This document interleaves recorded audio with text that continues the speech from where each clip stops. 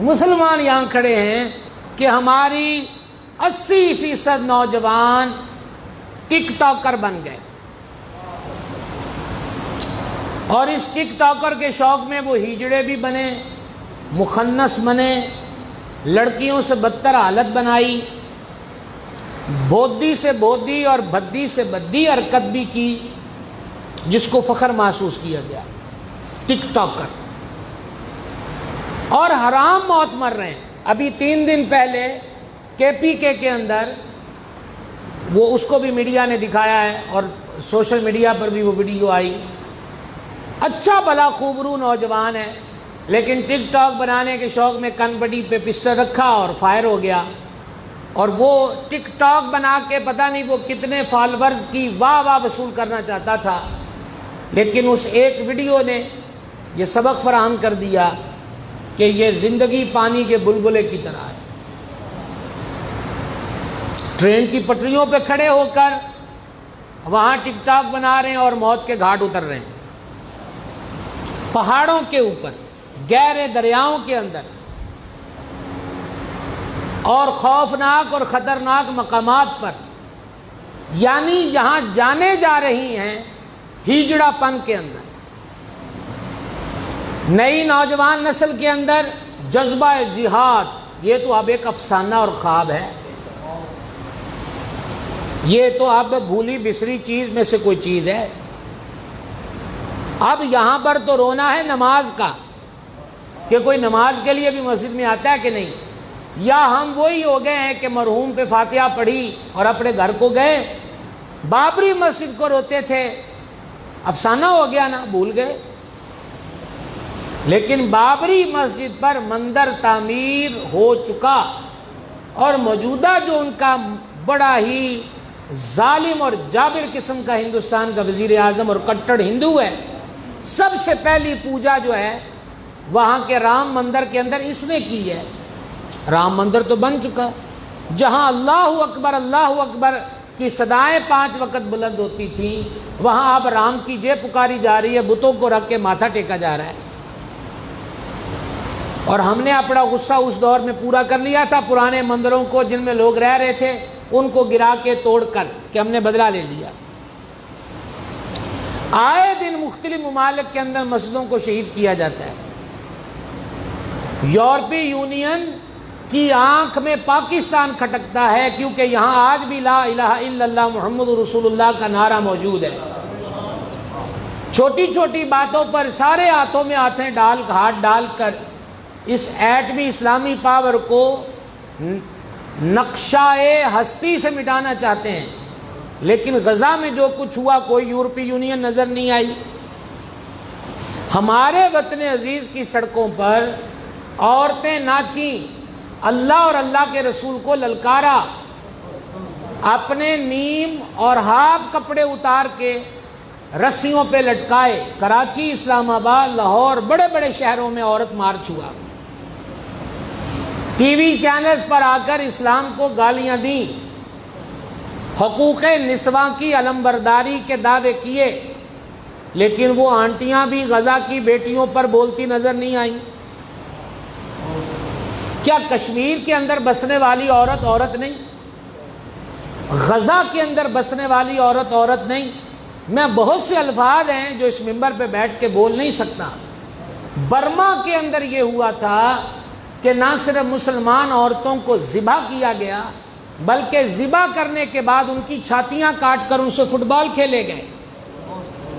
اور آج بھی برما کے وہ مسلمان بنگلہ دیش کی سرحد پر لوگوں کی خیرات پر چاول بٹ رہے ہیں، اور وہ ہزاروں کی تعداد میں لائنیں لگا کر کولیوں میں چاول ڈال کر اپنی زندگی گزار رہے ہیں۔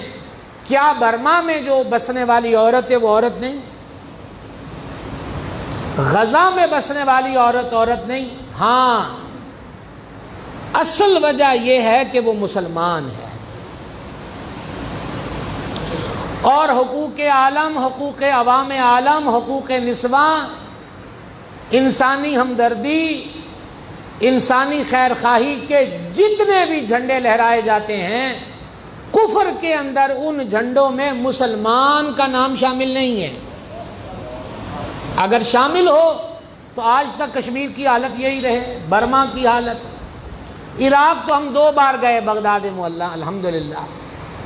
آپ یقین مانیے ہم گلیوں میں جاتے تھے، مزارات ہیں حضرت ذوالنور مصری کا، حضرت بشر حافی کا، حضرت جنید بغدادی کا، حضرت صدیق سقطی کا، حضرت معروف کرخی کا، حضرت امام احمد بن حنبل کا، حضرت امام اعظم ابو حنیفہ کا، سرکار امام موسیٰ کاظم کا، حضرت بہلول دانا کا، حضرت منصور حلاج کا۔ یہ سارے مزار بغداد شریف میں ہیں، مختلف محلوں کے اندر ہیں۔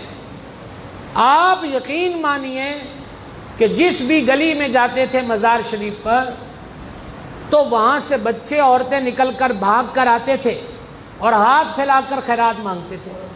یہ آپ کو صدیوں پرانا قصہ نہیں سنا رہا، یہ وہی عراق ہے کہ جہاں ایک بار ایک فلسطینی عورت نے صدام حسین کو کال کی تھی رو کر، تو اس نے اسی رات اسرائیل پہ راکٹ داغ دیے تھے۔ سمجھ رہے ہیں آپ بات کو؟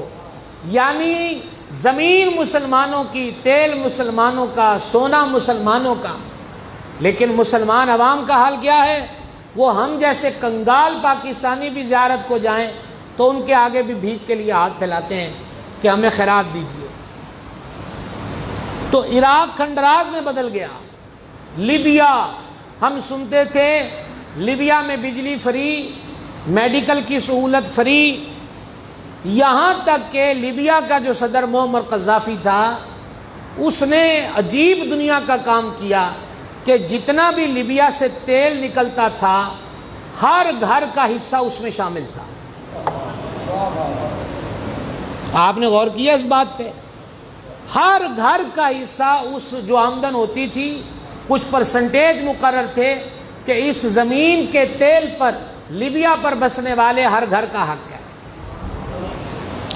آج لیبیا جو ہے وہ یوں اپنا آپ دکھا رہا ہے کہ جیسے وہ کوئی قبل از مسیح دور کا ملک ہوتا تھا۔ تو جاگنے کی ضرورت ہے۔ دوسری طرف پھر میں کہوں گا، میں جیسے بتا رہا تھا ٹک ٹاکر بن گئے ہمارے ہاں، ناچنے والے بن گئے، تھرکنے والے بن گئے، ہمارے ہاتھ سے اصل چیز چھن گئی۔ اقبال کہتے تھے آ تجھ کو بتاتا ہوں تقدیر امم کیا ہے، شمشیر و ثنا اول طاؤس اور رباب آخر۔ شمشیر و ثنا جو ہے یہ اول چیز ہے۔ تو گرامی قدر حضرات، ہم اب یہ تو نہیں ہے کہ ہم ابھی اٹھ کے فلسطین جا سکتے ہیں، لیکن ہمارے پاس اب بھی بہت سے سورسز ہیں۔ فرانس نے گستاخانہ خاکے شائع کیے، اس وقت مہم چلی کہ فرانسیسی مصنوعات کا بائیکاٹ کیا جائے۔ میری معلومات کے مطابق یہ جو ٹوٹل پمپ ہے 75%، 75% کمی آئی نئے پمپ کی درخواستوں میں، حالانکہ ابھی سارے مسلمان پاکستانیوں نے اس کا بائیکاٹ نہیں کیا۔ تو جتنی بھی غالباً 792 یہ کوڈ ہے، 792 جو بھی اسرائیلی پروڈکٹ ہوں گی، اشیاء ہوں گی، اس کا کوڈ 792 ہے۔ اور مزید جس دور کے اندر ہم جی رہے ہیں، جس موبائل پر سوائے خرافاتی امر کے اور کچھ توجہ نہیں ہوتی، یہ نیٹ بہت سی سہولتیں اور بھی دیتا ہے۔ پڑھے لکھے نوجوانوں کو چاہیے کہ نیٹ سے اقوام متحدہ کے اور جتنے بھی اقوام عالم میں امن قائم کرنے کے دعوے دار ادارے ہیں، وہ نیٹ کے ذریعے اپنا احتجاج ریکارڈ کروائیں۔ جہاں تک ممکن ہو سکے یہود کی جتنی مصنوعات کا علم ہو جائے کہ ان اشیاء کو بیچنے والے بنانے والے یہودی ہیں، اسرائیلی ہیں، ایسی چیزوں کا بائیکاٹ کر دیا جائے۔ اور اگر ہر کوئی یہی سمجھتا رہے کہ میرے بائیکاٹ کرنے سے کیا ہوگا، تو ایک سیانے نے بڑی اچھی بات کہی، اس نے کہا تیرے پیسے کی اگر ایک گولی دودھ پیتے مسلمان بچے کے گلے کو چھید کے گزر گئی تو پھر اس کا ذمہ دار تو بھی ہے۔ کافر دو چیزوں سے ڈرتا ہے، ایک معیشت کی کمزوری سے اور دوسرا زندگی جانے سے، اور اللہ نے مومن کے اس کے برعکس شان رکھی ہے۔ فاقہ کشی میں موج کرتا ہے، سبحان اللہ الکریم، اسے فاقہ کشی میں لطف ہے، اور رہ گئی موت تو یاد آئے خالد بن ولید رضی اللہ تعالیٰ عنہ وارضہ، جو چند ہزار کو لے کر دشمن کی لاکھوں فورس کے آگے کھڑے ہو کر کہتے تھے کلمہ پڑھ لو، کلمہ نہیں پڑھنا سرنڈر کرو، اسلامی حکومت کے پرچم تلے بسو، اور یہ بھی نہیں کرنا تو نکالو تلواریں۔ میں ایسی قوم کو اپنے ساتھ لے کر آیا ہوں جو زندگی سے زیادہ موت سے پیار کرتی ہے۔ طارق بن زیاد جب ساحل پر اترتا ہے تو ساحل پر اتر کر یہ وہ مسلمان جرنیل ہے کہ جس نے اپنے مصاحبوں کو پہلا آرڈر دیا، اور ہسٹری میں اس جیسے آرڈر کی مثال نظر نہیں آتی۔ اس نے کہا مجاہدو، شہادت کا ارماں ہے یہ زندگی بچانے کا لالچ، تو انہوں نے کہا شہادت کا ارماں سینے میں لے کر آئے ہیں، کہا اپنی ساری کھڑی کشتیوں کو آگ لگا دو تاکہ زندہ بچنے اور بھاگ جانے کا تصور ہی ختم ہو جائے، یا پھر ہمیں مسلمہ قذاب جو نبوت کا جھوٹا دعوے دار تھا اس کے مقابلے کے اندر حضرات صحابہ اکرام علیہ رضوان کا کھڑے ہونا، اور ان کھڑے ہونے والوں میں سرکار کا وہ عظیم و جلیل صحابی حضرت سیدنا ثابت بن قیس رضی اللہ تعالیٰ عنہ ہیں۔ یہ وہی ثابت بن قیس ہیں جن کو حضور نے جنتی ہونے کی خوشخبری دی، یہ وہی ثابت بن قیس ہیں کہ بعد از شہادت پہلا بندہ ہے جس کی وصیت پہ عمل کیا گیا۔ ثابت بن قیس نے کفن پہنا پہلے اس کو خوشبو لگا کر، پھر زرہ پہنی، زرہ پہن کر کہا میدان میں گڑھا کھودو، جس کا اندر ٹویا کھودا گیا، اس میں اتر گئے، کہا مٹی ڈال دو۔ انہوں نے کہا ثابت یہ لڑنے کا کون سا طریقہ ہے؟ انہوں نے کہا کہ دشمن حملہ آور ہے، ایسا نہ ہو کہ کسی بھی مقام پر میرے دل کے اندر یہاں سے بھاگ جانے کا خیال پیدا ہو، اس لیے کہا ہے یا تو غازی بن کے پلٹنا ہے یا عقیدہ ختم نبوت کا تحفظ کرتے ہوئے اپنی جان کو اسی میدان میں قربان کرنا۔ تو اصل ہیروز کو جانیے، اپنے اصل اسلاف جن کی وجہ سے آج ہم اس مسجد میں امن سے نماز پڑھ رہے ہیں، یہ ہمارے اسلاف کی قربانی ہے، ہمارے آباء و اجداد کی قربانی ہے۔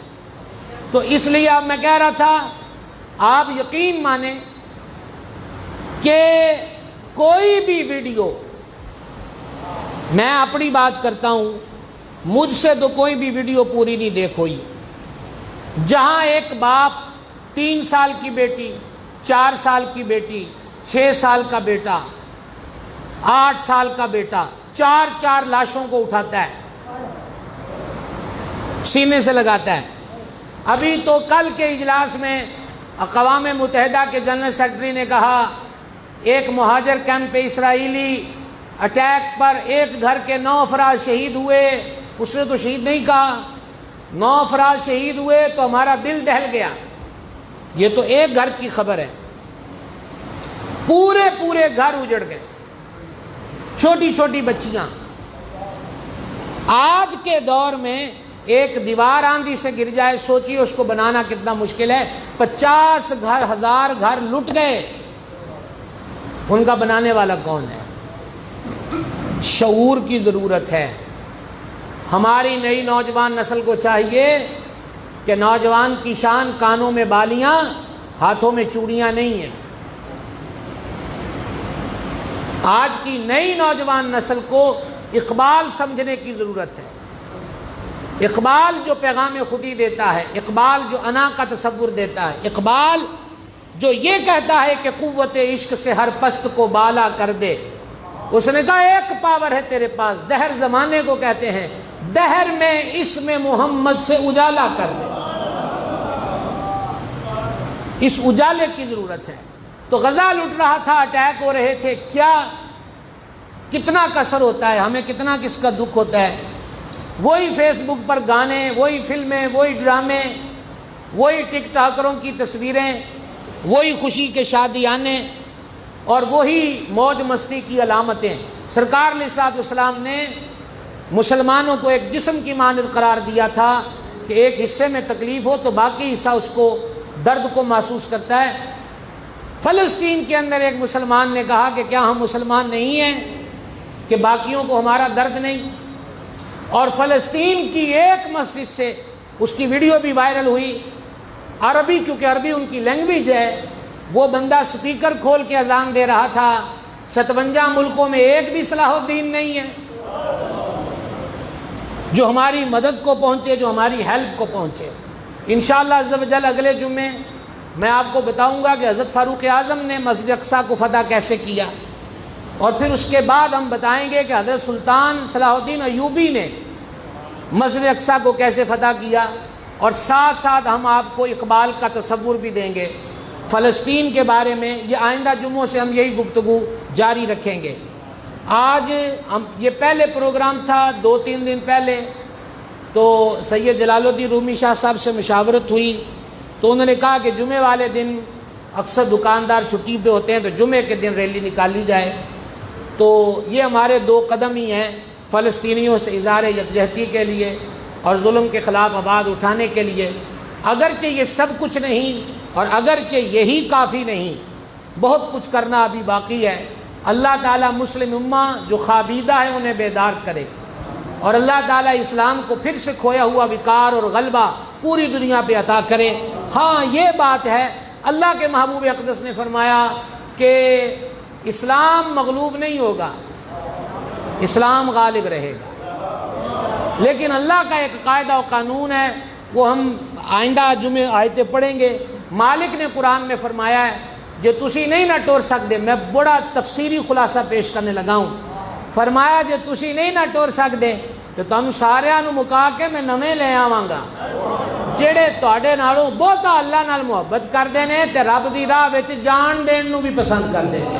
یہ اس کا قانون ہے، اس کو کسی کی مجبوری نہیں، وہ کسی کا پابند نہیں، وہ حاکم ہے، وہ مولا ہے۔ اور رہ گیا صرف فیس بک پہ لکھ دینا کہ یا اللہ ابابیل کو بھیج، اور بعضوں کو میں نے پڑھا کہا جی مہدی آ جائے اور عیسیٰ آ جائیں، تو باقیوں نے چوڑیوں کیوں پہنی ہوئی ہیں؟ 57 ملکوں کے ہوتے ہوئے ابابیلیں نہیں آتی۔